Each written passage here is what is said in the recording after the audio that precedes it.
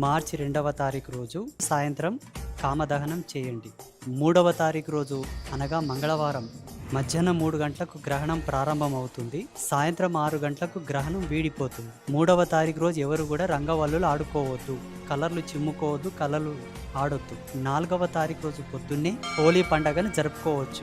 3వ తారీఖు ఏంటంటే గ్రహణం యొక్క ఛాయ 9 గంటల 9 నిమిషాల ముందుకే ప్రారంభం అవుతుంది.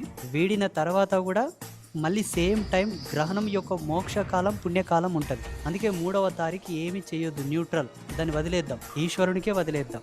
గర్భిణీ స్త్రీలు ఎవరైనా ఉంటే మధ్యాహ్నం వరకు ఏదైనా తినాల్సింది తిని అలా ప్రశాంతం ఉండవచ్చు. 3 గంటల నుంచి 6 గంటల వరకు ఫ్రీగా ఎక్కడో ఒక చోట గదిలో రిలాక్స్ అయ్యి తదుపరి ఎవరైనా గ్రహణ స్నానాన్ని గనక ఆచరించాల్సి ఉంటే ఆచరించవచ్చు, లేదా మరుసటి రోజు పొద్దున్నే స్నానం ఆచరించుకొని యథాతథంగా మీ పనులు మీరు చేసుకోవచ్చు. 2వ తారీఖు సాయంత్రం కామదహనం చేసుకోవడం, కాముని కాల్చుకోవడం. 3వ తారీఖు ఏ విధానాన్ని కూడా ఆచరించవలదు. 4వ తారీఖు రంగులాడుకోవడం.